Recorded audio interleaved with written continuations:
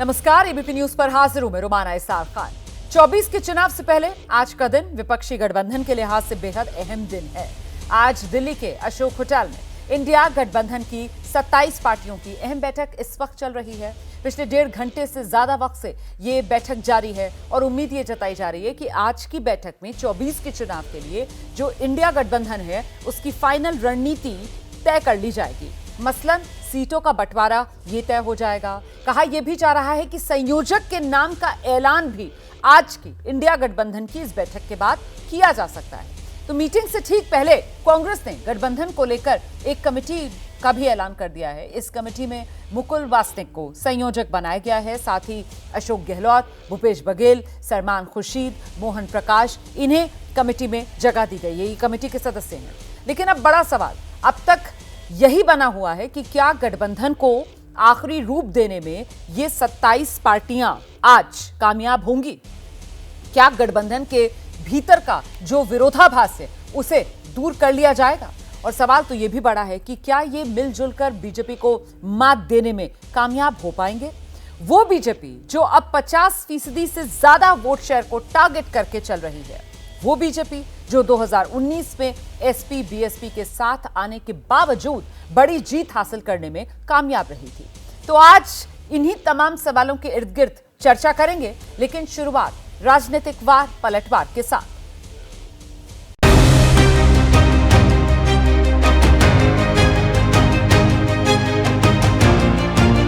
दिल्ली में इंडिया गठबंधन की चौथी बैठक शुरू हो गई है। आप देख सकते हैं कि बैठक के लिए किस तरीके से अपनी जगह पर जगह ले चुके हैं। सामने जो मंच बना हुआ है, जो बैनर लगा हुआ है, उसमें आप साफ तौर पे इंडिया देख सकते हैं। एक अहम बात यह है कि अब तक की जो बैठकें हुई इंडिया अलायंस की, उसमें नेताओं की तस्वीर होती थी, लेकिन इस बार कोई तस्वीर नजर नहीं आ रही है, केवल इंडिया लिखा हुआ है।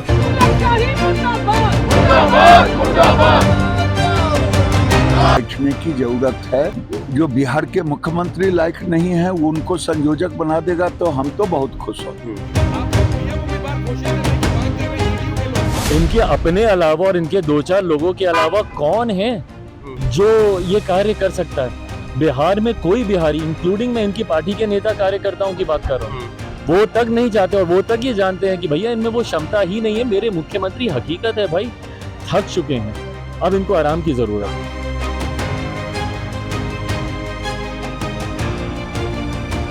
आज की बैठक में सलाह मशवरा होगी, विचार विमर्श होगा। अब समय आया है कि सारे लोगों ने मिलकर जो बातें आज तक शायद बाकी रही है, जैसे कि मैंने कहा कि कोऑर्डिनेटर होता है, एक समन्वयक होता है, निमंत्रक कहते हैं।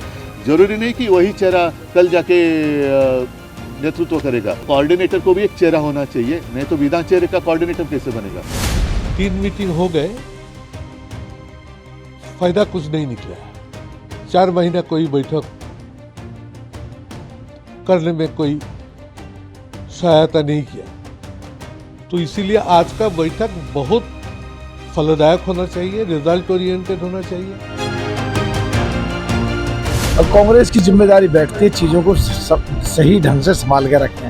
हमारे तो 7 विधायक तो डाका डाल के मध्य प्रदेश में ले गए, 6 डाका डाल के राजस्थान में ले गए, 3 उत्तराखंड में ले गए, तो हम तो उसमें है ही नहीं। हम अलग चुनाव लड़े हैं। बसपा का स्टैंड क्या है? अगर इंडिया की तरफ से ऑफर दिया जाता है, इंडिया गठबंधन की तरफ से, तो क्या बसपा उस ऑफर को कबूल करेगी या क्या सोचा गया अब तक? देखिए, मुझे तो ऐसा लगता है, ऐसा तो कुछ बिल्कुल है नहीं दूर दूर तक भी, पर फिर भी ये क्षमता, ये पावर, ये निर्णय लेने की डिसीजन हम सब लोग तो मानेंगे ये तो कुमारी बहन मायावती जी के पास है। हमारे पास लीडरों की गैलेक्सीज है। आज प्रधानमंत्री जी ने एक बात कही कि 2023 की अंतिम मंगलवार की बैठक है और अभी जो हॉल है उसमें लगभग 2.5 ब्लॉक बीजेपी के सांसदों से भरता है। 24 में पूरा ब्लॉक भर जाएगा और जो विपक्ष के लोग हैं उनकी संख्या क्या होगी ये बताने की जरूरत नहीं है। विपक्ष के लोगों को मालूम है कि उनको विपक्ष में ही बैठना है, इसलिए अपने चाल, चिंतन और सोच में कोई बदलाव नहीं कर रहे हैं।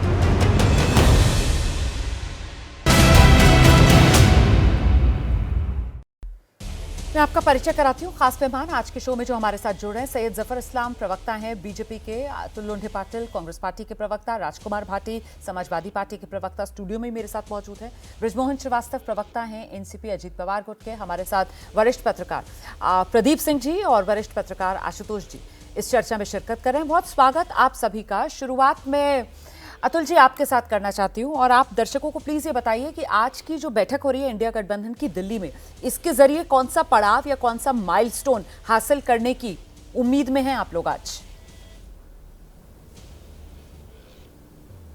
नहीं, अभी तो ऐसा है कि सीट शेयरिंग, पब्लिक मीटिंग्स, ये सारी बातें हैं। ये सारी बातें 27 पार्टियों के 27 दलों के जितने भी बड़े नेता हैं, ये उसमें बैठकर अभी चर्चा हो रही है।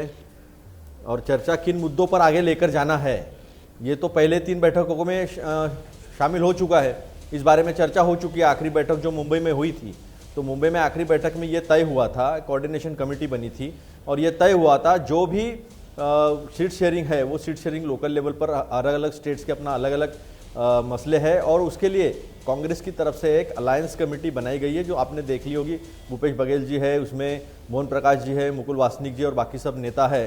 तो ये आगे बढ़ चुके हैं। अभी हम लोग अभी विधानसभा के चुनाव हुए, लोकसभा के लिए इंडिया गठबंधन था, तो आगे काफी तेजी से जो है वो बढ़ते दिखाई देंगे। ठीक है। और जो वोटों का बंटवारा होता है, जो वोटों का विभाजन होता है, उस विभाजन में जो जीत मिल रही है उस विभाजन को टालने की बड़ी कोशिश जो है वो जारी है। तो जफर इस्लाम साहब, विपक्षी एकता और विपक्षी एकता के लिए विपक्ष का ये गठबंधन, उसकी ये कोशिशें जिसका जिक्र अतुल जी कर रहे थे, इन्हें सुनकर आप क्या महसूस कर रहे हैं सर? आपको क्या लग रहा है?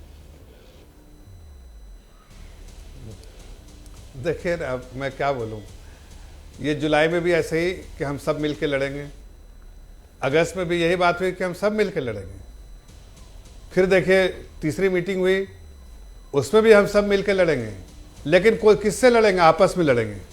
यही हुआ ना। अभी आप देखिए मध्य प्रदेश में क्या कह रहे थे अखिलेश बाबू कांग्रेस के बारे में, आपने सुना होगा। वो ममता बनर्जी क्या कह रही हैं, अभी आप दिखा रहे थे टीएमसी के एमपी क्या कह रहे हैं। आप और लोगों को भी सुनवा दीजिए, इनके घटक दल के। ये जो घमंडिया गठबंधन है, इनका जो मकसद है समाज को तोड़ के राजनीति करने का, लेकिन आपस में सबको लालच है सत्ता की। किसी के 10 एमपी है, किसी के 12 एमपी, किसी के 15 एमपी है, किसी के 5 एमपी, और सबको प्रधानमंत्री बनना है। अब ममता बनर्जी को ये पद चाहिए प्रधानमंत्री का, इधर केजरीवाल को भी चाहिए। केजरीवाल तो इतना नॉन सीरियस है कि वो तो खुद चले गए बाहर अपने इलाज कराने और आतिशी को वहाँ लगा दिया है। मतलब कितना नॉन सीरियस होगा उनके लिए मीटिंग, कितनी अनइम्पॉर्टेंट है उनके लिए। दूसरी बात देखिए, कांग्रेस वाले को कोई बाकी घटक दल सुनना नहीं चाहते, इसलिए कि सब देखते हैं कि भाजपा जो है कांग्रेस से, आरजेडी से और इन सब पार्टियों से, जेडीयू से तो लड़ती है बिहार में। उसी तरह आप देखिए कांग्रेस और जो समाजवादी पार्टी उत्तर प्रदेश में लड़ते हैं। ठीक है। उसी तरह आप देख ली महाराष्ट्र में जितनी पार्टियां हैं, आप वो जो गठबंधन की अंदरूनी कलह का यहाँ पर जिक्र कर रहे हैं, इसी पर जवाब ले लेते हैं। समाजवादी पार्टी की तरफ से राजकुमार भाटी जी हमारे साथ स्टूडियो में ही मौजूद हैं, उन्हीं से जानते हैं। तो भाटी साहब, ये गठबंधन की अंदरूनी कलह, फिर सीट शेयरिंग फॉर्मूला जो है, इसी वजह से निकालना मुश्किल हो रहा है।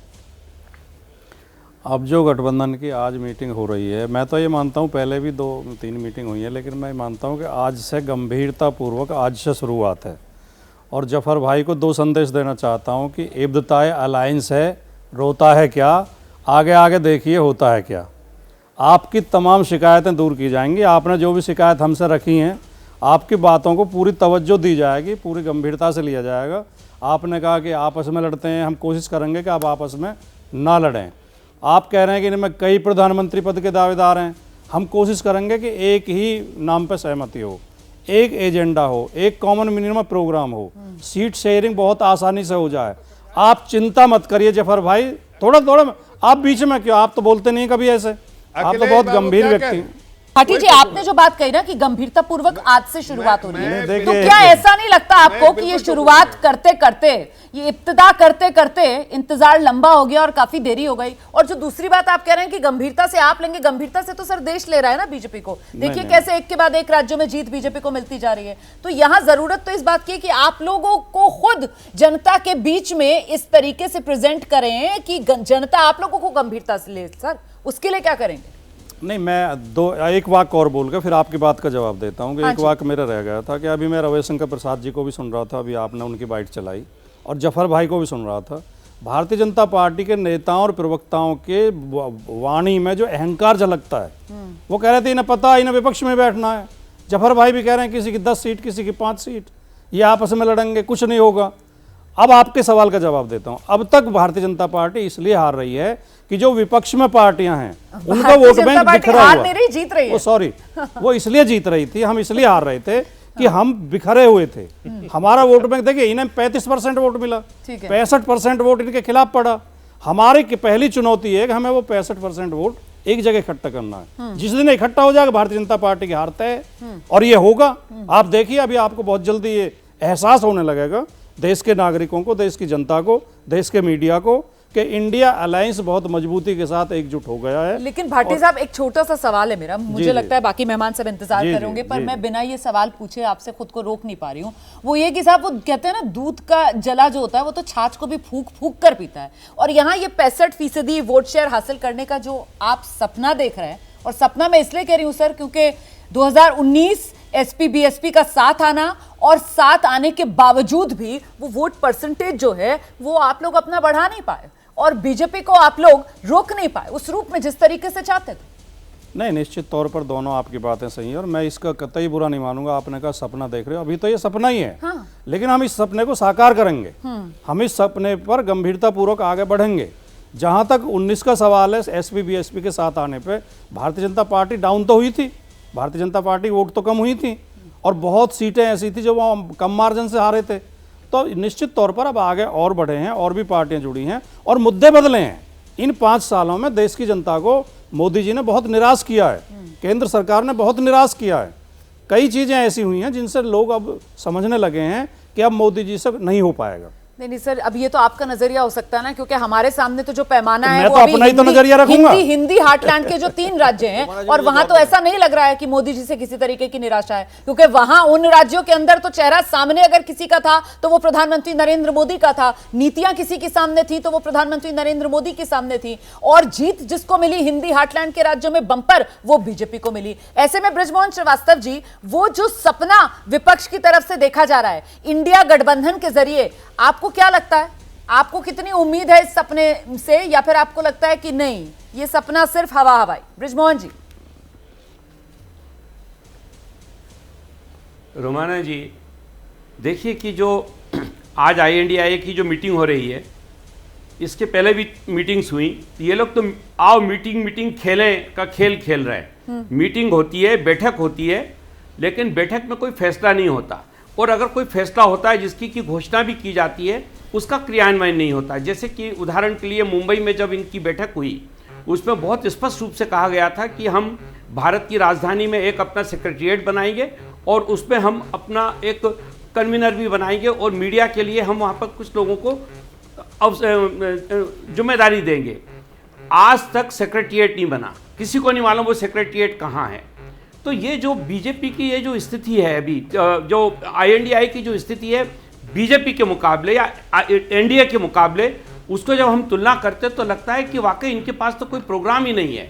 फिर बात आती है नेतृत्व की, ना तो इनके पास नेतृत्व का कोई मुद्दा सामने है, ना ये देश को कोई ऐसा प्रोग्राम दे पा रहे हैं जिससे आम मतदाता को ऐसा लगे कि सचमुच ये लोग एक जिम्मेदारी के साथ विपक्ष की भूमिका निभाना चाहते हैं। अब आप देखिए, जब वोट शेयरिंग की बात आती है तो अभी 2019 के चुनाव में NDA की 224 सीटें ऐसी थी जहां पर कि 50% से ज़्यादा मतों से NDA के उम्मीदवार जीते थे। अब ऐसी स्थिति में आज अभी इनके पास ना तो कॉमन मिनिमम प्रोग्राम की कोई जानकारी मिल पा रही है, ना ही सीटों का कोई बंटवारा हो पा रहा है। आज भी बैठकर बात करने वाले हैं। मेरा कहना यह कि ये ये देश के लोकतंत्र के लिए बहुत ही खतरनाक मुद्दा है। अगर देश के अंदर विपक्ष मजबूत नहीं होगा, जिसकी बात आदरणीय प्रधानमंत्री जी ने पार्लियामेंट में कहा है कि हमको एक मजबूत विपक्ष चाहिए, वहां पर ये INDI ये पूरी तौर से अपने आप को विफल साबित कर रहा है। लोकतंत्र को सबसे ज्यादा नुकसान पहुंचाने का काम इस समय मेरी निगाह में INDI ये कर रहा है, और इस पे हम सब लोगों को बहुत गंभीरता से सोचना पड़ेगा। नहीं सर, ये तो आपने बिल्कुल सही बात की कि लोकतंत्र के लिए विपक्ष का मजबूत होना बहुत जरूरी है, लोकतंत्र के लिए हितकारी है। लेकिन आप देखिए ना किस तरीके से एक के बाद एक विपक्षी जो सांसद हैं उनके निलंबन का सिलसिला वो भी संसद में थमने का नाम नहीं ले रहा है। प्रदीप जी आप आ जाइएगा। यहां जो मोटे तौर पर बातें निकल कर आई कि साहब ये इंडिया गठबंधन ठीक है, आज इनकी चौथी बैठक चल रही है, लेकिन अभी तक न मुद्दा, अभी तक न चेहरा, और अब तो जिस पॉइंट पर पहुंच चुके हैं न समय, वक्त भी कहां बाकी रह गया है। प्रदीप जी देखिए रमाला जी, विपक्षी गठबंधन के लिए समय कम और काम ज्यादा है जी। जहां तक चेहरे की बात है, मैं नहीं मानता कि चेहरा तय करना जरूरी है, बल्कि मेरा तो मानना है चेहरा तय करने की कोशिश करना भी नहीं चाहिए। चेहरा जो है वो चुनाव के बाद, नतीजे आने के बाद तय करना चाहिए। उससे कोई बहुत फर्क पड़ने वाला नहीं है, बल्कि उसका नुकसान ज्यादा हो सकता है अगर पहले चेहरा तय करने की कोशिश करेंगे। लेकिन दो चीजें निश्चित रूप से तय होनी चाहिए जल्दी से जल्दी। एक है कॉमन मिनिमम प्रोग्राम और दूसरा है सीट शेयरिंग को लेकर सैद्धांतिक सहमति जी। अगर इन दो मुद्दों पर आज की बैठक में कोई फैसला हो जाता है तो आप समझिए कि एक कदम आगे बढ़ा लिया है इस गठबंधन ने। अब सीट शेयरिंग जो मामला है वो दरअसल इस गठबंधन की एक कहें तो एक तरह से जान है। वो यूपीए से बाहर कहां गठबंधन हो रहा है, किन राज्यों में, ये तय करेगा कि गठबंधन कितना प्रभावी हो। जो कांग्रेस के साथ दल हैं, यूपीए में शामिल है, वहां तो पहले से गठबंधन है, चाहे महाराष्ट्र हो, चाहे बिहार हो, चाहे तमिलनाडु हो। इन राज्यों में तो गठबंधन की समस्या है नहीं। गठबंधन की समस्या वहां है जहां यूपीए नहीं है। उन राज्यों में अगर बात बनती, आज ममता बनर्जी का कल का शायद है किसी चैनल के साथ बातचीत में उन्होंने कहा है कि वो कांग्रेस और सीपीएम दोनों के साथ काम करने के लिए तैयार है। ये बहुत ही स्वागत योग्य कदम है, क्योंकि अभी तक वो कहती थी कि जब अगर कांग्रेस सीपीएम को साथ लेकर आएगी तो हम बात करने को भी तैयार नहीं। ये उनके रुख में बदलाव का संकेत है। ये संकेत मुझे लगता है ये तेलंगाना के नतीजे के कारण आया है। एक कर्नाटक से जो शुरू हुआ और तेलंगाना से वो बात आगे बढ़ी कि देश में मुस्लिम मतदाता कांग्रेस की ओर देख रहा है। उसे लग रहा है कि अगर बीजेपी से राष्ट्रीय स्तर पर कोई मुकाबला कर सकता है तो वो कांग्रेस पार्टी कर सकती है। तो ये खबर जो है अच्छी भी है और थोड़ी चिंता की भी बात है कुछ क्षेत्रीय दलों। ठीक है सर, ठीक है। मुझे लगता है जरा सा आशुतोष जी के पास चलते हैं और उनका भी एनालिसिस लेते हैं इस पूरे मामले पर। आशुतोष जी देखिए रमाना, एक चीज तो बिल्कुल स्पष्ट है कि भारतीय जनता पार्टी और नरेंद्र मोदी के नेतृत्व में जो सरकार है उसने सारे विपक्षी दलों को यह समझा दिया है कि अगर एकजुट होकर अगर आप चुनाव नहीं लड़ेंगे तो फिर आपका अस्तित्व ही खत्म हो जाएगा। जिस रफ्तार से 141 सांसदों को निलंबित किया गया है, यह भारत के इतिहास का एक बहुत बड़ा काला अध्याय है। और इसके बाद विपक्षियों को कम से कम यह समझ में आ जाना चाहिए कि इस देश के अंदर वन पार्टी सिस्टम बनाने की कोशिश की जा रही है। और जिस तरीके से विपक्ष का लगातार मजाक उड़ाया जा रहा है वो भी अपने आप में खतरनाक संकेत है। लगातार एनफोर्समेंट डायरेक्टरेट, लगातार पुलिस, सीबीआई, इनकम टैक्स उनके छापे मारती रहती है। तो ये जो मौजूदा स्थिति है, जिस हॉस्टाइल डेमोक्रेटिक सेटअप में इस वक्त विपक्ष काम कर रहा है, इसके लिए इसके अलावा दूसरा कोई रास्ता नहीं कि एकजुट ना हो। दूसरी बात, मुझे लगता है कि जो लोग ये शक खड़े कर पा रहे हैं कि ये आपस में कभी गठबंधन नहीं कर पाएंगे, दरअसल इसमें गठबंधन जैसी स्थिति सिर्फ 2-3 राज्य है जहां पे होनी है। एक तो महाराष्ट्र में होनी है जहां पे कई दल हैं और इनको आपस में सीटों का बंटवारा करना है। दूसरा है बिहार जहां पे सीटों का बंटवारा होना। पश्चिम बंगाल जैसे राज्य में जहां कांग्रेस पार्टी का लगभग कोई वजूद नहीं है, या उत्तर प्रदेश में जहां कांग्रेस पार्टी सिर्फ 2% पर है, या मध्य प्रदेश, राजस्थान, छत्तीसगढ़, ये वो राज्य है जहां कांग्रेस के अलावा दूसरी पार्टियों का कोई बहुत ज्यादा वजूद नहीं है। यहां कोई बड़ा संकट आने वाला नहीं। दिल्ली, पंजाब, और यहां कोई संकट देखिए दिल्ली के अंदर मुझे लगता है कि आम आदमी पार्टी और कांग्रेस के बीच में गठबंधन देर सवेर हो जाएगा। 2019 के लोकसभा के चुनाव में भी लगभग गठबंधन हो गया था और अंत में वो नहीं हो पाया। लेकिन आज की तारीख में अगर आम आदमी पार्टी अपने आप को इंडिया गठबंधन से अलग रखने की कोशिश करती है तो जिन परिस्थितियों से वो गुजर रही है उसमें उसके लिए उसकी पार्टी का सर्वाइवल ही खत्म हो जाएगा दिल्ली के अंदर।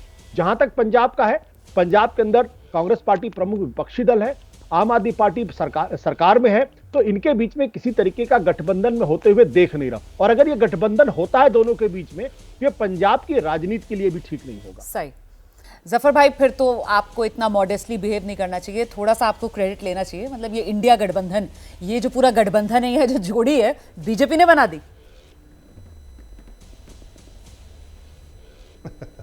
अरे भाई देखिए, जो इलेक्शन में कितने महीने बचे हैं, चंद महीने बचे हैं।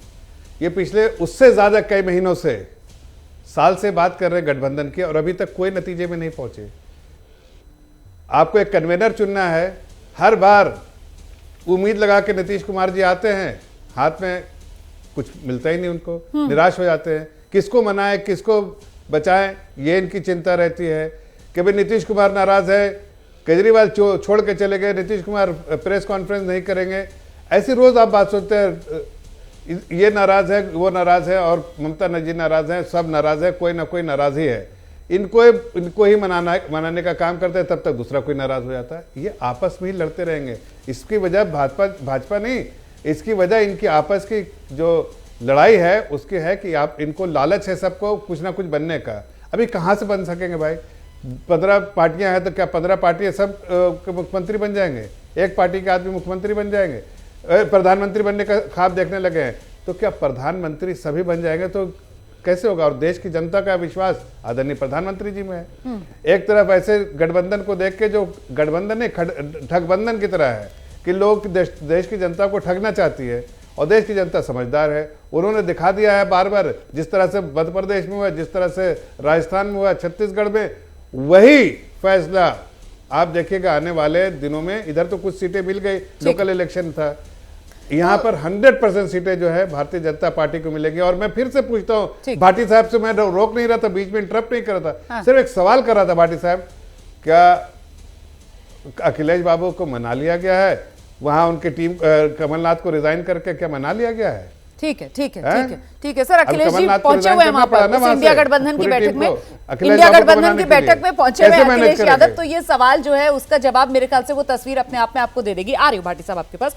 अतुल जी बहुत देर से अपनी बारी का इंतजार कर रहे हैं। अतुल जी, यहाँ पर जिस बात का जिक्र अभी सैयद जफर इस्लाम साहब कर रहे थे ना, कि समझिए इस बात को, ये जो चुनाव के नतीजे आए खासतौर से अभी हिंदी हार्टलैंड में, इससे मोदी की लोकप्रियता पर मोहर लगी है और मोदी को टक्कर देने वाला कोई नहीं। क्या यही वजह है कि इंडिया गठबंधन, और इंडिया गठबंधन में जिन बातों को लेकर हम चर्चा करते हैं, सीट शेयरिंग फॉर्मूला, इसके अलावा कॉमन मिनिमम प्रोग्राम और चेहरा, मतलब मुद्दे के साथ साथ चेहरे की बात, तो क्या यही वजह है कि चेहरे को लेकर पत्ते नहीं खोलना चाहता है गठबंधन, क्योंकि उसको मालूम है वो मोदी को टक्कर नहीं दे सकता है? सर नहीं, मोदी को टक्कर दे नहीं सकता, ये तो नरेटिव सेट किया जा रहा है। मोदी कई बार हारे हैं, मोदी का प्रो इनकम्बेंसी की बात हुई है, प्रो इनकम्बेंसी ने एंटी इनकम्बेंसी अभी बहुत बड़े पैमाने पर है। 450 का सिलेंडर देश का प्रधानमंत्री एक राज्य में देने की बात करते हैं, वहां तक वही नहीं है। तेलंगाना में हमने जो 6 गारंटी दी थी उसको हमने लागू कर दिया, साइन हो गई, वो इंप्लीमेंट भी होना शुरू हो गया।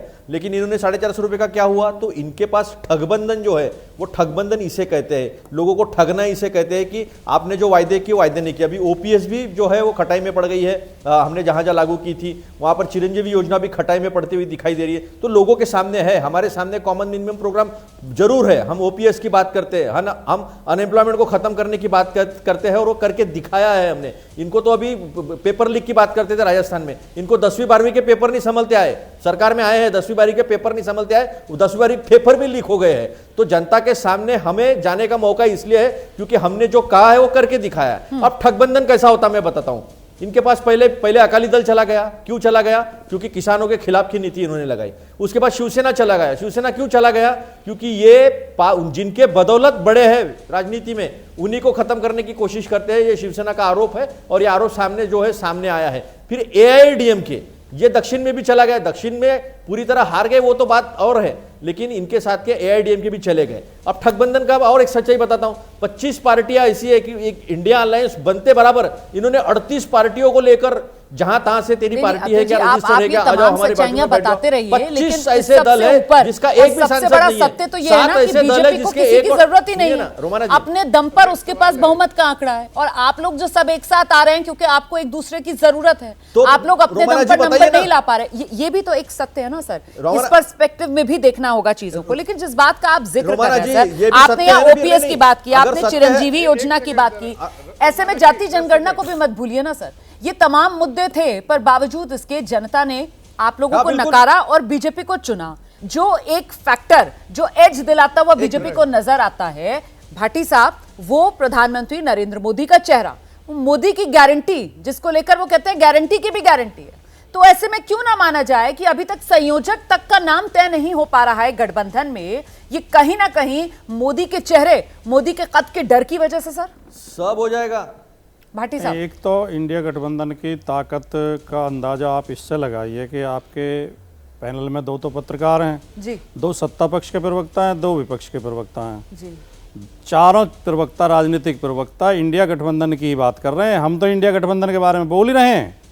जफर भाई भी और श्रीवास्तव जी भी जब हम सवाल ही उस पर कर रहे हैं। नहीं, उन्होंने अपनी पार्टी की नीतियों के बारे में, अपनी उपलब्धियों के बारे में, अपने भविष्य के एजेंडा के बारे में एक शब्द नहीं बोला है, और इनके पास बोलने के लिए कुछ है भी नहीं। अच्छा, इनके पास कोई उपलब्धि ऐसी बताने के लिए नहीं है जिसके नाम पे ये वोट मांग सके। अब जहां तक हमारा सवाल है, आपने कहा कि संयोजक तय नहीं है। जी जी, आ रही हूं, आप जवाब दे दीजिएगा, आती हूं। जफर भाई, आप बहुत जल्दी उतावले हो जाते हैं, और आपका उतावलापन हम समझ सकते हैं।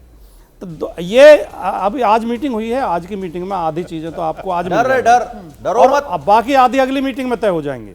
हम अपने मुद्दों पर जनता के बीच में जाएंगे, हम नेगेटिव अप्रोच लेकर नहीं जाएंगे कि हम मोदी जी की कमियां गिनवाएं या उनको ये प्रचार करें कि ये झूठे हैं और फर्जी घोषणाएं करते हैं। ये नहीं, हम अपना बताएंगे हम क्या देंगे। अगर इंडिया गठबंधन की सरकार बनेगी तो हम देश के नौजवानों को क्या देंगे, देश के किसान को क्या देंगे, महिलाओं को क्या देंगे, छात्रों को क्या देंगे, गरीबों को क्या देंगे। हम इस एजेंडे पे चुनाव लड़ेंगे। ठीक है, हम पॉजिटिव सोच के साथ चुनाव लड़ेंगे। ठीक है, जफर भाई आइए। और उनका इशारा उस तरफ था जो आप बार बार कह रहे थे ना कि साहब ये गठबंधन ये तो पहुंचेगा ही नहीं मकाम तक, ये तो साथ आ ही नहीं पाएंगे, उसी को लेकर वो घेराबंदी कर रहे हैं। देखिए, हकीकत तो यह है कि ये जितना भी कह लें, जितनी भी कोशिश कर लें, ये मोदी जी के, हमें जो बात कह रहे हैं कि मोदी जी के बारे में हम नहीं कहेंगे, मोदी जी के बारे में नहीं करें, इनके पास और कुछ कहने के लिए नहीं। मोदी जी की जो अचीवमेंट है, लोगों का जो प्यार है, लोगों का जो विश्वास है, लोगों का जो आशीर्वाद है आदरणीय प्रधानमंत्री जी के प्रति, इसलिए इनको बेचैनी हो रही कि कैसे, परेशानी हो रही कि कैसे जो है कोई एक नाम ऐसा हो कि कुछ रिस्पेक्ट मिल जाए। कोई लेने के लिए तैयार नहीं कन्वेनर पोजीशन के लिए। और नीतीश बाबू निकले थे, लेकिन खुद ही देखिए किस तरह से अब महिलाओं को किस तरह से के बारे में किस तरह की बातें करते हैं वो। अब खुद लगने लगा कि मैं एक्सेप्टेबल नहीं हूं। इस तरह की घटिया बात। और हमारी पार्टी की कोशिश क्या है, आप बोल रहे थे ना, हमारे लिए ये जाति में बांटना चाहते हैं समाज को, और हम सिर्फ 4 तरह के लोगों को जानते हैं। कहिए, आप घोषणा करिए कि आप जाति जनगणना के विरोधी हैं। जफर भाई, घोषणा करिए चैनल पर, राष्ट्रीय चैनल पर बैठे हैं आप। अब आप भी उन्हें बोलने दीजिए। नहीं तो वो कह रहे हैं कि ये जाति में बांटना चाहते हैं। आप स्पष्ट इनसे घोषणा कराइए कि आप जाति जनगणना के विरोधी हैं। उनकी बात तो सुन लीजिए। आइए जफर भाई। मैं हमारे लिए, सुनिए, आप जाति गणना कराने के लिए और समाज को तोड़ने की आप जितना चेष्टा कर सकते करिए। हमारे लिए सिर्फ 4 है। देश के देश की जनता, उसको 4 तरह से हम लोगों को बस। प्रधानमंत्री नरेंद्र मोदी ने बताया गरीब है, किसान है, युवा है, महिला है। ठीक है, किसान है, मतलब बस यही हमारे लिए कैटेगरी है, और इसी में पूरा देश समाज आता है। आपके जैसे नहीं कि समाज को तोड़ के पुत्र आप राजनीति करें। अरे आप कितनी भी कोशिश कीजिए, ये आपको जो आपका ये तरीका है ना, आपको विपक्ष में ही रखेगा। आप विपक्ष में ही रहना चाहते हैं, आप सत्ता में नहीं आ सकते। इसलिए कि ऐसी सोच के साथ समाज को विभाजित करके आप सत्ता में आना चाहते हैं। जफर भाई, आपकी यही तो जो आप गुमराह करते हैं ना देश को, ये जाति इस देश की सच्चाई है। और ये भी सच्चाई है कि भारतीय जनता पार्टी के शासन में जातिवाद बढ़ा है, जातियों का शोषण बढ़ा है। और आपके प्रधानमंत्री जो फर्जी बात कर रहे हैं, क्या स्कूल में बच्चे का एडमिशन कराना जाते हैं, वो जाति का कॉलम होता है, वो जाति का कॉलम आपने खत्म कर दिया। अब उसमें किसान, महिला, नौजवान लिखा जाता है, जातियां लिखी जाती हैं। ये फर्जी बातें, बस आप खुश हो सकते हैं, देश की जनता समझ रही है। आशुतोष जी, ये जाति वाला मामला आप देख रहे हैं किस तरीके से ये गर्माता हुआ पक्ष विपक्ष के बीच नजर आ रहा है, लेकिन सवाल ये कि जाति जनगणना, अभी जिन राज्यों में चुनाव हुए हर राज्य में कांग्रेस की तरफ से कहा जा रहा था हम सत्ता में वापस आएंगे तो जाति जनगणना करवाएंगे, और जनता ने अपना फैसला सुना दिया। ऐसे में जब बीजेपी जीती तो इन राज्यों में सीएम और डिप्टी सीएम के तौर पर जिस तरीके से जातिगत समीकरण का ख्याल रखते हुए यहां पर एक नया नेतृत्व बीजेपी की तरफ से दिया गया, आपको लगता है कि जातिगत जनगणना के मुद्दे पर अभी इतना दम बाकी है कि विपक्ष बीजेपी को घेर पाएगा? स्वर्णा जी, दो सवाल है। पहला सवाल तो यह कि सैयद जफर इस्लाम साहब को अपने नाम के आगे से सैयद और राजकुमार भाटी साहब को अपने नाम के आगे से भाटी शब्द हटा देना चाहिए, वहां पे गरीब या कुछ इस तरीके से लिखना चाहिए। ये जो बड़ी बड़ी बातें इस देश के अंदर जाति के क्या कहते हैं कि जाति हम नहीं करते हैं, जब जब इस देश के अंदर पिछड़े और दलितों ने अपनी लड़ाई लड़ने की बात की है, उनको जातिवादी घोषित कर दिया जाता है। उनको कहा जाता है ये सबसे बड़े जातिवादी लोग हैं, और जो इस देश के अंदर सबसे ज्यादा जातिवाद पिछले 2000 साल से कर रहे हैं उस पर कभी कोई टिप्पणी नहीं होती, उस पर कोई बातचीत नहीं होती। आरएसएस प्रमुख ने क्या कहा था कि 2000 साल तक हमने उनको पशुओं के समान रखा है। अगर जाति ये सच्चाई है इस देश की, तो इसको मानने में दिक्कत क्या है? इसलिए दिक्कत है क्योंकि समाज के 15% का जो वर्चस्व है उसको खतरा है, और चूंकि समाज के हर स्ट्रक्चर पर यही 15% काबिज है, इसलिए हमेशा ये नैरेटिव बनाने की कोशिश की जाती है कि जो लोग जातिवाद की बात करते हैं, और मुझे अच्छी तरीके से याद है बाबा साहब अंबेडकर का पुतला किन लोगों ने जलाया था, बाबा साहब अंबेडकर को डिमोलिश करने के लिए किस पार्टी के लोगों ने किताब लिखी थी, वो सारे रिकॉर्ड्स मौजूद है, उसमें मैं नहीं जानना चाहता। मैं ये कहना चाहता हूं कि अभी अगर जाति जनगणना का कोई असर नहीं है तो इस पर चर्चा क्यों हो रही है? प्रधानमंत्री जी ने तो उस दिन कहा था कि एक पाप है, मुझे अच्छी तरीके से याद है, जिस दिन जाति, तो भारतीय जनता पार्टी को स्पष्ट तौर पर कहना चाहिए जाति जनगणना के खिलाफ है। वो बोले ना जाति जनगणना, वो ये भी नहीं बोलते। प्रधानमंत्री जी ने उसके बाद से कहना भी बंद कर दिया है। अगर जाति अगर सच्चाई नहीं है तो मध्य प्रदेश में, राजस्थान, छत्तीसगढ़ में मुख्यमंत्री और उप मुख्यमंत्रियों को बनाने के लिए उनकी जाति क्यों बताई जाती है? क्यों यह बताया जाता है कि केंद्र में नरेंद्र मोदी की सरकार में 26% या 30% पिछड़ी जाति के लोग हैं? क्यों बताया जाता है? इसका मतलब जाति सच्चाई। और एक बात और आपको बता दूं कि बाबरी मस्जिद गिरने के बाद जब भारतीय जनता पार्टी की 4 सरकारें बर्खास्त हुई थी, जब हिंदुत्व का उफान था, तब 3 राज्यों में भारतीय जनता पार्टी हारी। तो क्या यह मान लिया जाए कि हिंदुत्व का कोई असर नहीं था? ठीक है सर, तो फिर क्या लगता है आपको प्रदीप सर, क्या ये जाति जनगणना वाला मुद्दा अभी 24 में दम बाकी है? विपक्ष एक बार फिर से इस मुद्दे को धार देगा, और क्या इस मुद्दे के जरिए बीजेपी की घेराबंदी की जा सकती है? ये देखिए रमारत जी, जाति का सच्चाई होना ये अलग बात है, इससे कोई इनकार नहीं कर सकता कि भारतीय समाज की सच्चाई है जाति। लेकिन जाति की गणना को चुनाव का मुद्दा बनाना ये एक अलग बात।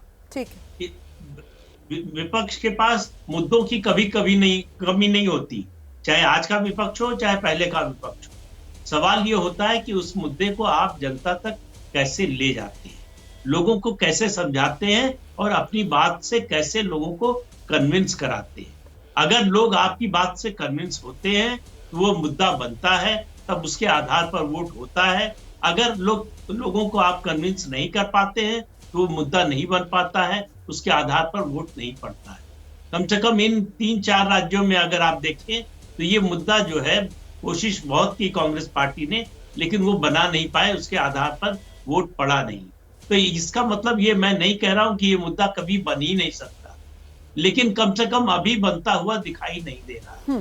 उसके लिए जिस तरह का कन्विक्शन चाहिए, जिस तरह से लोगों के बीच में बात ले जाने की जरूरत, जिस तरह की विश्वसनीयता की जरूरत जी, उसके बिना जो है वो मुद्दा लोगों तक नहीं पहुंच सकता, लोगों के गले नहीं उतर सकता, जब तक आप बहुत प्रामाणिक तरीके से लोगों को इस बात को समझाते नहीं। महत्वपूर्ण बात आप कह रहे हैं सर, बहुत महत्वपूर्ण बात आप कह रहे हैं। और अभी जिस बात का जिक्र यहाँ पर आशुतोष जी कर रहे थे ना कि भाई लोग भूलते नहीं है कि बाबा साहब का पुतला किसने जलाया या फिर उनके खिलाफ वो किताबें किसने लिखी। अतुल जी, लोग भूलते नहीं है कि कांग्रेस के पहले नेतृत्व का पिछड़ों के आरक्षण को लेकर रवैया क्या रहा, क्या कहते रहे वो ओबीसी आरक्षण को लेकर, जातिगत जनगणना को लेकर। और यही वजह कि जातिगत जनगणना उसको लेकर बयान तो सामने आ रहे थे कांग्रेस की तरफ से, लेकिन भरोसा जनता के बीच कांग्रेस नहीं पैदा कर पाई। अतुल जी। 5,000 रोमाना जी, दो बातें आपको समझनी पड़ेगी कि जातिवाद और जाति जनगणना, इसका अंतर क्या है। जातिवाद क्या है तो हमने मुख्यमंत्री जात के हिसाब से दिए। जातिवाद क्या है, इस देश का पहला प्रधानमंत्री है नरेंद्र मोदी जी, जो कहते हैं कि मैं ओबीसी का हूं। जातिवाद क्या है कि वो कहते हैं कि हमारे इतने इतने मंत्री जो है ओबीसी के हैं, इतने एससी के, इतने एसटी के हैं, इसे कहते हैं जातिवाद। और जातिगत जनगणना का अंतर क्या है। जातिगत जनगणना करने से शिक्षा में कितने लोग पिछड़े हुए हैं, उनको कितना प्रावधान करना पड़ेगा, कितने नौकरियों में पीछे पड़े हैं कि उनको प्रावधान कैसा करना पड़ेगा, कितने साइंस एंड टेक्नोलॉजी में पीछे है, कितने जुडिशरी में पीछे है, ये सारी चीजों में जो है, जो डिस्ट्रीब्यूशन ऑफ रिसोर्सेज जो है, जो हमारे संसाधन जो है, वो संसाधनों को बराबर बांटकर वो सारे लोगों को, चाहे वो सामाजिक विकास हो, चाहे वो राजनीतिक विकास हो, शिक्षा हो, स्वास्थ्य हो, महिला पुरुष की बराबरी हो, ये सारी चीजों का हमें कैसे प्रावधान करना है ये पता चलेगा। और ये इन्हें नहीं चाहिए, क्योंकि इनको तो संसद भी अदानी के ऑफिस में लगानी है, क्योंकि इनको सारी बातें भी आरएसएस क्या करना है। और आज बता दूं मैं, आज आरएसएस के यहां एक शिक्षा पाठ हुआ सारे विधायकों का और मुख्यमंत्री से लेकर सबका, जिसमें अजीत पवार गए नहीं, ब्रजभूषण जी। उन्होंने कहा मुझे कुछ काम है इसलिए मैं जा नहीं सका, आपका कोई गया नहीं। वहां पर उन्होंने डिक्लेयर कर दिया है कि हमें जातिगत जनगणना मंजूर नहीं है। और बीजेपी आरएसएस का पॉलिटिकल हेड है, तो पॉलिटिकल विंग जो है बीजेपी आरएसएस की, ये बात सही होगी। इन्हें बहुजनों को अधिकार देना नहीं है, जो इस विकास की प्रक्रिया में पीछे रह गए, वो बैठे हुए वो ज्यादा बेहतर तरीके से अपनी पार्टी का रुख बता पाएंगे जातिगत जनगणना को लेकर। ब्रजमोहन जी, अगर ये मामला 24 चुनाव के लिए गरमाएगा, आपकी पार्टी का स्टैंड क्या है सर? आरएसएस ने आज क्लियर कर दिया है।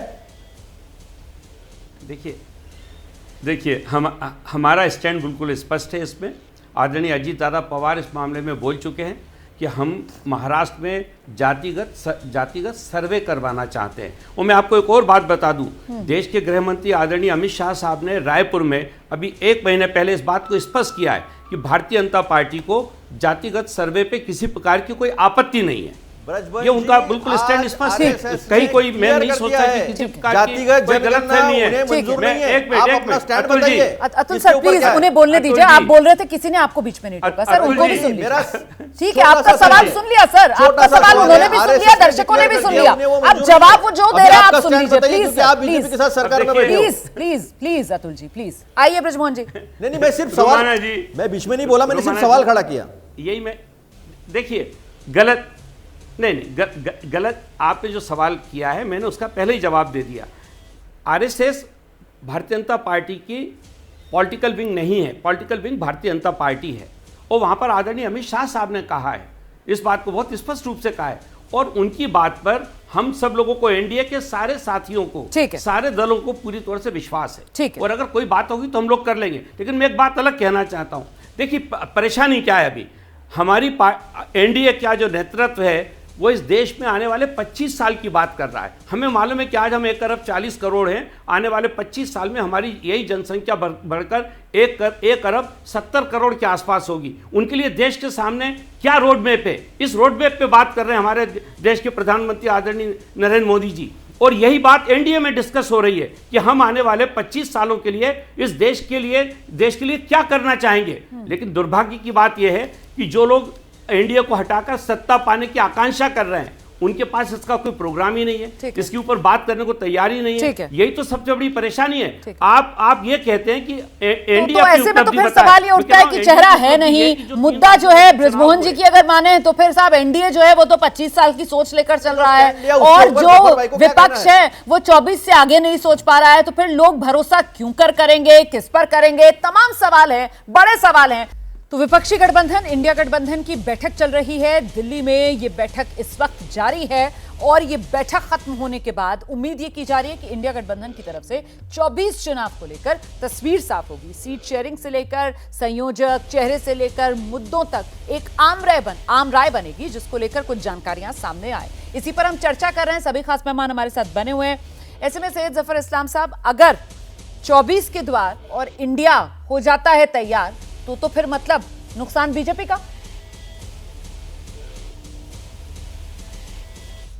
देखिए, मैं आपसे अर्ज कर रहा हूं बहुत मामूली सी एक बात जी, जो शायद इनको अभी तक समझ में नहीं है, लेकिन देश की जनता को समझ में आ गई। ये जितना हमें कोसेंगे, जितना हमारे को नीचा दिखाने की कोशिश करेंगे, जनता उतना हमारे साथ खड़ी हो जाएगी आशीर्वाद देने के लिए। जिस तरह से 14 के बाद 19 में हमारी सीटें बढ़ी, 19 के बाद 2024 में हमारी सीटें और बढ़ेंगी। अब तो सिर्फ मामला जो है कि 350 प्लस, नीचे नहीं 350 प्लस कहाँ तक हमारा आएगा, इसकी ज़्यादा चिंता इनको करनी चाहिए कि भाजपा 350 प्लस में है और ये अभी बहुत नीचे है। तो 1-to-1 फाइट में भी ऐसा हो सकता है। टकरा रहे हैं जो रणनीति यहाँ पर इंडिया गठबंधन बना रहा है, हालांकि अभी सीट शेयरिंग को लेकर फॉर्मूला सामने नहीं आया है, लेकिन अगर ये रणनीति कारगर होती है और एक उम्मीदवार आपके उम्मीदवार के सामने उतरता है विपक्ष का यूनाइटेड, तो भी आपका आंकड़ा 350 प्लस ही है। देखिए, उसमें आपको बड़ी अहम बात बताता हूँ। जब ऐसी सिचुएशन आती है ना, तो जनता जो है, ये जो आंकड़े बता रहे हैं हमको 35-36% मिला था, अभी 64% तो बाहर है, जनता और ज़्यादा मोटिवेट हो जाती है कि भाजपा को जिताना, आदरणीय प्रधानमंत्री जी का हाथ मजबूत करना। तो हमें 50% प्लस आएगा वोट विदाउट एनी डाउट। अगर 1-on-1 फाइट होती है तो 50% प्लस विदाउट एनी डाउट हम 60% पे रहेंगे। अतुल जी, ये तो इस बार चुनाव में देखने के लिए भी मिला। मध्य प्रदेश जहां पर बीजेपी जीती, वहां पर बीजेपी कितनी ऐसी सीटें थी, 100 से ज्यादा शायद, जो बीजेपी ने जीती हैं, जहां बीजेपी का वोट परसेंटेज जो है वो 50% से ऊपर था सर, उसका वोट शेयर। तो फिर अगर 1-on-1 की भी फाइट होगी सर, तो फिर रेस पे कहां हैं आप लोग? देखिए रोमाना जी, ये बात भी तो सही है ना, फिर 10 लाख वोट हमको ज्यादा मिले हैं पूरे 5 राज्यों में जहाँ चुनाव हुए हैं, उसमें 10 लाख वोट हमको ज्यादा मिले हैं। और अभी पुलवामा में जो पुलवामा के शहीदों के सुनिए ना पुलवामा के शहीदों के खून से रंगे हुए हाथ इनके 2019 के चुनाव के, वो तो सत्यपाल मलिक जी ने सामने रख दिया। अब जनता ऐसे झांसे में आने वाली नहीं है, जनता देखेगी कि एम्प्लॉयमेंट क्या, हमारे रोजगार का क्या हुआ। आज ही नरावने जी का आया है मेमोयर, उसमें उन्होंने बताया है कि अग्निवीर के बारे में तो किसी को कुछ पता ही नहीं था, ना एयरफोर्स को, ना मिलिट्री को, ना नेवी को, और थोप दिया गया है। तो ये भी जनता के सामने आया है। तो देखिए, झूठ जो है ना, वो झूठ के ज्यादा पर नहीं होते हैं। इन्होंने जितना बोला था उसके खिलाफ ही करते जा रहे हैं, और सच्चाई जो है वो जनता के सामने आ रही है। और ब्रजमोहन जी, मैं आपको बता दूं, अगर बीजेपी आरएसएस की पॉलिटिकल विंग नहीं है, जो उन्होंने खुद कहा है हमारी है, तो फिर वहां जाने के लिए, शिक्षा लेने के लिए क्यों जाना पड़ता है, जिसको जो जुड़ता है तो। और सबसे अहम बात, जफर भाई, मुझे आप ये बताओ, आरएसएस ने आज ओपनली ये स्टैंड लिया है कि वो जातिगत जनगणना के खिलाफ है। आप बीजेपी के प्रवक्ता हो, बीजेपी का इसके ऊपर क्या स्टैंड है? आरएसएस ने ऐसा स्टैंड लिया तो ये मेरा सवाल है आपसे। मैं जवाब देता हूं। हमारे पास सिर्फ 4 कैटेगरी है, 4 जाति है हमारे लिए, हमारे पार्टी के लिए। जाति नंबर 1 करीब, जो आरएसएस ने कहा, आरएसएस ने जो कहा कि वो जातिगत जनगणना के खिलाफ है, तो आपका स्टैंड क्या है बीजेपी का? अरे भाई छोड़े ना, आप खिलाफ हो या साथ में हो? हमारा 4 जाति। इस तरीके के सवाल जवाब से हम लोग यहाँ पर कुछ हासिल नहीं कर पाएंगे। आप लोग जो करना चाह रहे हैं, आपके सवाल जवाब से वो दर्शकों के बीच मैसेज जा रहा है, मैसेज जा रहा है, मैसेज जा रहा है, मैसेज जा रहा है। मुझे लगता है 2000 साल तक जिस तरह से बहुजन लोगों को, पहले आ रही हूँ, आपको क्या लगता है सर, ये दिल्ली में चौथी बैठक हो रही है और शुरुआत इस सिलसिले की जून से हुई थी, लेकिन अब दिसंबर के आखिर में हम पहुंच रहे हैं और अब जाकर इंडिया गठबंधन की ये चौथी बैठक 24 को लेकर कुछ संभावना आपको नजर आती है? अभी भी वक्त है। देखिए, राजनीति में कुछ भी असंभव नहीं होता है, इसमें कोई दो राय नहीं है कि पिछले 3 महीनों के अंदर भारतीय जो इंडिया गठबंधन था उसने जो मोमेंटम गेन किया था, उस मोमेंटम को लूज किया है। और उनको ये लग रहा था कि अगर उत्तर भारत की अगर 2 में से 3 सीटें में से कोई भी अगर राज्य अगर जीत जाएंगे तो उनको फायदा होगा। लेकिन इस दौरान जो काम करना चाहिए था वो काम नहीं हुआ है। लेकिन जब भी कोएलिशन की पॉलिटिक्स होती है, इसमें लास्ट मिनट तक इस तरीके की प्रॉब्लम्स आती है। मुझे तो अच्छी तरीके से याद है 1989 में जब विश्वनाथ प्रताप सिंह थे, तो उन्होंने मेरठ के मथुरा की एक रैली थी जहां भारतीय जनता पार्टी के झंडे लगे थे, उन्होंने उस रैली को एड्रेस करने से मना कर दिया। बीच चुनाव की बात है। तो कोएलिशन पॉलिटिक्स में इस तरीके की दिक्कतें आती है, इसमें कोई दो राय नहीं है। सबसे बड़ी महत्वपूर्ण बात यह है कि जो 3 चीजें उस पर उनका फैसला क्या, एक 1-to-1 कंटेस्ट कितने से ज्यादा सीटों पर वो कर सकते हैं जी। दूसरा, उनके पास बीजेपी के बरक्स वैकल्पिक विजन क्या है, ठीक है। तीसरा, क्या एक सुर में ऊपर से नीचे तक बोल सकते हैं या नहीं बोल सकते। अगर ये बड़ी बात आपने कही है, बिल्कुल एक यूनाइटेड वॉइस क्या सामने निकल कर आएगी, क्योंकि अभी तक अपनी ढपली अपना राग वाला हिसाब किताब नजर आ रहा है। जल्दी से आपका रिमार्क इस शो में, प्रदीप सर। ये देखिए रोमाना जी, इस गठबंधन का भविष्य इस बात से तय होगा जी कि जिन राज्यों में जिन सीटों पर बीजेपी और कांग्रेस का सीधा मुकाबला है, क्या कांग्रेस पार्टी वहां कुछ इंप्रूव करने की या बेहतर करने की स्थिति में होगी 14 और 19 की तुलना में? जी अगर होगी तो ये गठबंधन लड़ाई में होगा, अगर नहीं होगी तो गठबंधन बहुत लड़ाई में शुक्रिया भी आप सभी का मत- हमारे साथ जुड़ने के लिए।